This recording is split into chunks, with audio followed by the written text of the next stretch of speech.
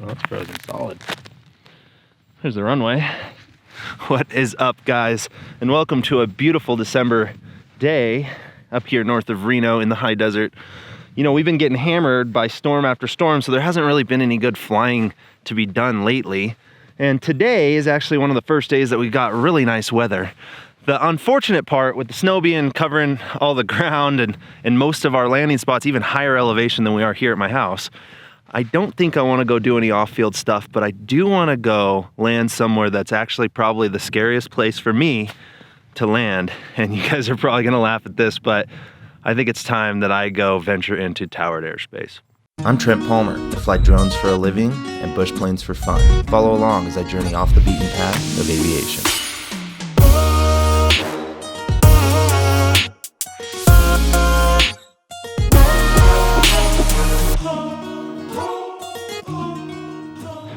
And I know this is gonna come as a surprise to some of you guys, seeing as how I've been flying for 5 years. I've got a lot of experience, at least in my little zones that I fly in, which are, you know, in the off-field environment, in the tail wheel, in the backcountry, that kind of stuff. When it comes to flying at a towered airport, now, I'm here at Stead. This is not a towered airport. We have a tower that's in effect 2 weeks of the year during the Reno Air Races and Pylon Race School. The other 50 weeks, it's untowered. So to my non-aviation or non-pilot viewers, basically, most of the airports around the country are gonna be untowered or uncontrolled. And what that means is there's no requirement for you to have a radio to fly into there. You don't have to have permission or clearance to land. And then as far as how you talk on the radio, it's not actually regulated. The AIMS state a recommended practice as far as if you have a radio, how you should be making radio calls, but there's no true regulations for that. There's no real requirement for that. What that means is it allows for a lot more leeway as far as how accurate or precise you are on the radio, how well thought you are before you hit that push to talk button. But when it comes time to go fly and talk to the guys up in the tower, there's not all that room. And for someone like me, again, there's not much for me at most towered airports. It means you're flying over a big city. There's no bush flying. There's not really any reason for me to go over there. So I don't do much of it. And in the 5 years since I took my check ride, I think I've probably gone into a towered airport less times than I could count on one hand. So today, let's go fly into Reno International, see how rusty I am, see how much I sound like a babbling buffoon on the radio. So anyway, let's just go give it a shot, see how it goes.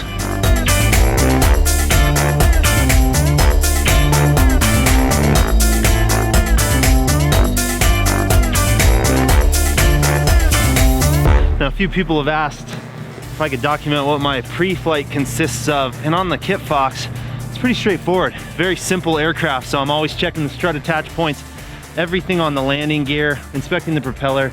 There's the Jesus bolt on the back, on the elevator. All of that gets checked. I normally check my fuel after a flight just because it's easier to burp when it's warm. So, you know, with the Rotax being a dry sump system, you gotta pump it all out into the oil tank, and when it's cold, really hard to do that. So normally a good thorough walk around, and that's about it. One other thing, I know I am not the only one of my group of friends that's a little intimidated by ATC or towered airspace. The reason I know that is every time when we're flying to Oshkosh, there's a handful of guys that will fly way off track, way out of our way to avoid airspace just so that they don't have to radio in and ask for clearance or transition through that airspace. So I know I'm not the only one. All right, flight controls free and correct. I got takeoff trim set at flaps. Fuel is on. Engine's all happy and warmed up. The only thing is with the single lever constant speed prop, there's no way for me to exercise or get the hydraulic engine oil into the prop hub. So what I normally do is just do a pretty high power run up, and what it'll do is it'll get right up to red line and it'll actually go whoa, whoa.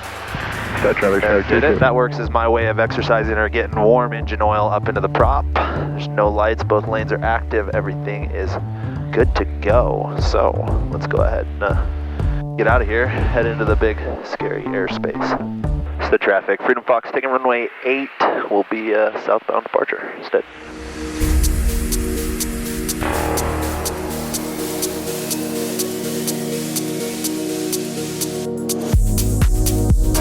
Instead traffic, Freedom Fox making a left crosswind, will be circling overhead and then departing southbound. Let's go ahead and get ATIS, plug that in. Reno Tahoe Airport ATIS information Papa, 19550. Landing and departing runway 16 right. Advise on initial contact. You'll have information Papa. Information Papa. Okay, we got that. All right, here goes the scary part. NorCal approach, experimental 318, Juliet, Juliet. November 4 Delta Foxtrot, squawk 4542. What was the last call there? Did someone call NorCal unanswered? Yeah, that's experimental 318, Juliet, Juliet, just off the ground instead with Papa, looking for a landing in Reno. I'm at 6,800. Experimental 8 Juliet, Juliet, squawk 0313. 0313, 8 Juliet, Juliet. November 8 Juliet, Juliet, you'll be following a Skyhawk inbound. They're on a 9-mile final just east of you, 7,000 feet. And I'll be looking, 8 Juliet, Juliet. Okay. November 8 Juliet, Juliet, radar contact a half mile southeast of the Reno State Airport. I show you at 6,800 feet. Sounds correct, 8 Juliet, Juliet.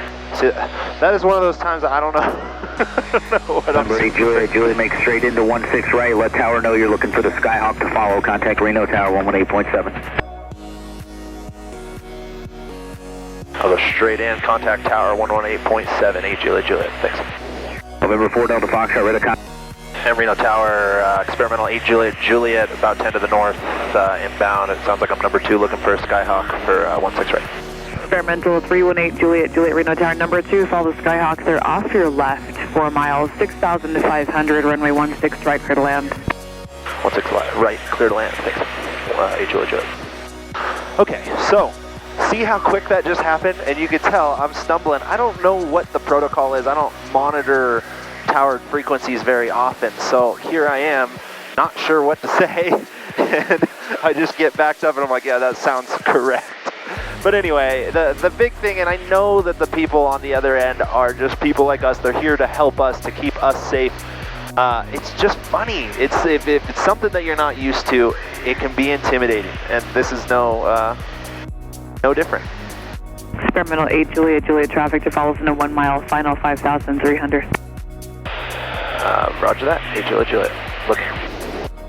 See, again, I know what I should say, and then they come on and I'm like, what do I say to that? Do I just copy it or roger that I got it? Or do I tell them that I'm looking? I mean, 1 mile final, I'm still 6 miles out, so he's 5 miles in front of me. I don't have eyes on him. But it's one of those things, I just get on there and I go, don't know what to say. It's funny, just being in here, I feel like just a little uptight. Like you just know that they're watching, that you better be on point. Again, it's simple. It's not anything that's difficult as far as, especially the flying wise. I mean, they cleared me straight in. I didn't have to do anything. But now I'm just sitting here waiting to hear what they're going to say, how I'm going to reply, all this stuff. And I just feel like I'm in the, it's controlled airspace. It's just, it's interesting, the dynamic being that I don't fly in this very often. Tower JetBlue 42, RNAV RNP, Yankee 16 right.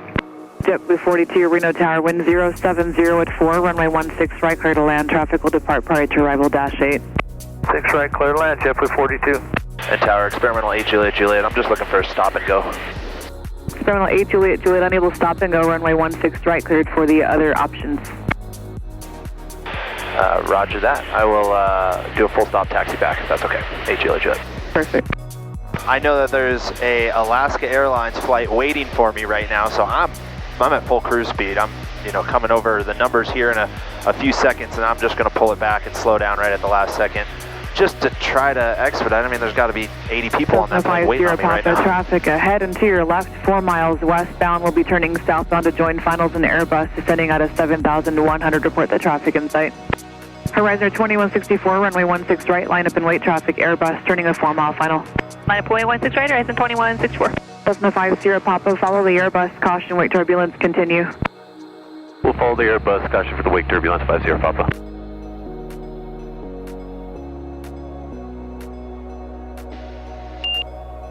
Oh. Reno Tower, Southwest 914. On the RMP Yankee for 16 right, coming up on clock. Southwest 914, Reno Tower, continue, number 3. Continue, Southwest 914. 8 Juliet, Juliet, turn right turn next taxiway, right on Bravo, and then contact ground to 121.9er. Reno Bravo, and I'll contact ground, 8 Juliet, Juliet. Horizon 2164, wind to variable at 3, runway 16 right, cleared for takeoff. Clear for takeoff. Reno ground, experimental 8 Juliet on Bravo, looking to taxi back to depart again. Experimental 318 Juliet, Reno ground, runway 16 right, taxi via Bravo. 16 right via Bravo, 8 Juliet. 8 Juliet, same intentions, where do you want to go? Just looking to depart VFR to the north up to Stead. And I didn't give my tail number. Oh man, all that stuff happens so quick, and it's just, again, I feel like I'm clogging up the airspace, because I am. And I'm just not comfortable. Experimental 8 Juliet on departure, maintain VFR, stay with the tower and squawk 5314. 5314, and I'll stay with the tower. 8 Juliet. 8 Juliet, tower's 187, we'll see you. 187, I'll be over tower, thanks. Again, forgot to give my tail number.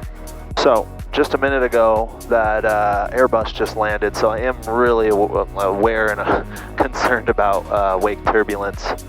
So, I don't know if I should wait a bit. See, this is where I should have requested like a midfield intersection departure, so I wasn't dealing with that. Reno Tower, experimental 8 Juliet at 16 right, ready for takeoff.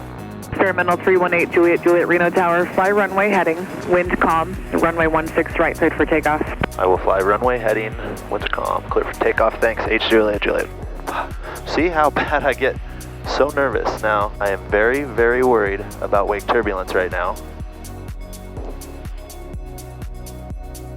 So I'm just gonna taxi for a sec.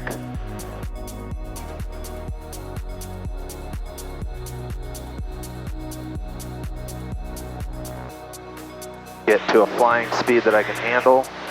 We'll climb through where I would think the wake turbulence might be. Okay, at this point I'm definitely above it.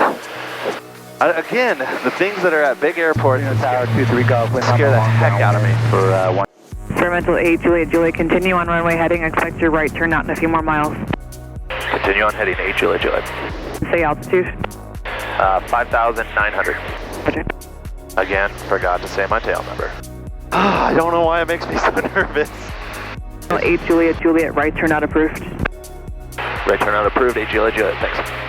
Experimental 8 Juliet, squawk VFR, change advisory frequencies approved today.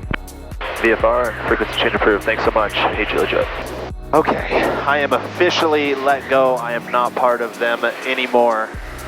Wow, that was, I don't know.